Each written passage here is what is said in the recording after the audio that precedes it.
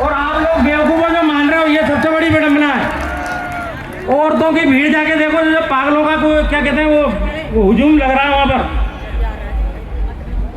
बात वो नहीं है कि आपको तर्क करना नहीं आता, तर्क करोगे तो धर्मवाद से जातिवाद से ना सीख जाओ ना तर्क। एक और आपको बात बताओ, एक कहानी सुनाता हूँ।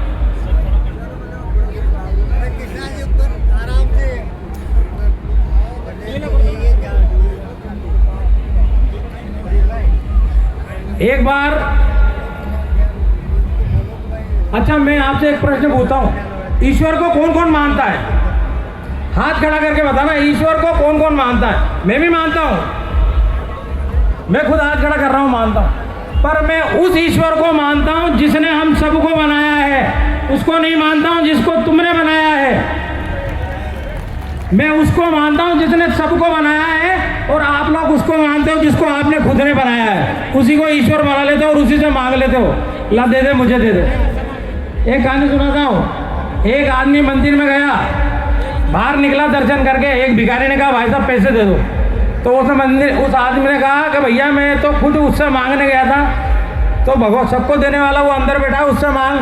तो वो भिखारी क्या कहता है, अरे कि वो अंदर बैठा है वो तो तुम्हारे भरोसे है, तुम दे के आए हो उसको, तो वो तो तुम्हारे भरोसे जिंदा है, वो क्या देगा मुझे। उस भिखारी के समझ में आ गई, पर बहुजन समाज के समझ में नहीं आई ये बात। मेन कारण ये है कि जब तक तर्क नहीं करोगे, बाबा साहब ने क्या कहा था, बुद्धि का, बाबा साहब ने सबसे पहले जो जोर दिया था शिक्षा पे दिया था, और शिक्षित बनोगे तो तर्क करना सीखोगे, वरना नहीं सीखोगे। अपने बच्चों को भले ही आधी रोटी खाओ, चटनी से रोटी खाओ, पर पढ़ाओ जरूर।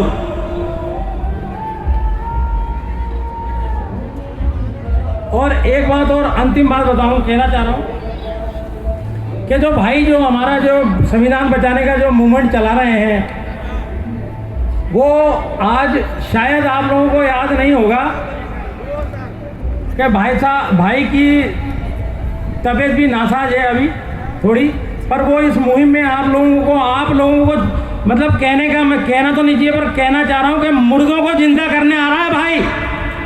ये मरे हुआ समाज है, इसको जिंदा करने आ रहा है। और अगर आप ही नहीं जागे तो फिर तुम्हारा कोई जड़ी दोरी नहीं है, दोबारा बाबा साहब नहीं आएंगे। ये बाबा साहब का रूप एक शेर आया है, दोबारा तुमको जगाना है। इसी के साथ मैं अपनी वाणी को विराम देता हूँ। भाइयों जागो और संविधान बचाओ, तब संविधान बचेगा। और अकेले लड़ने से नहीं बचेगा, अलग अलग जातियों से, मेघवाल, रेगर, खटीक, ये वो, इनसे नहीं बचेगा। बहुजन समाज से संविधान बचेगा।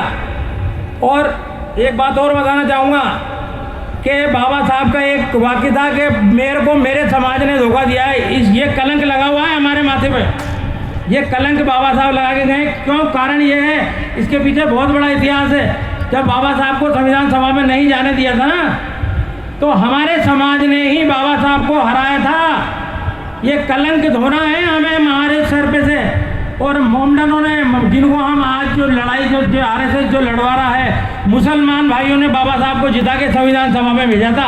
ये ऋण है हमारे ऊपर मुसलमान भाइयों का।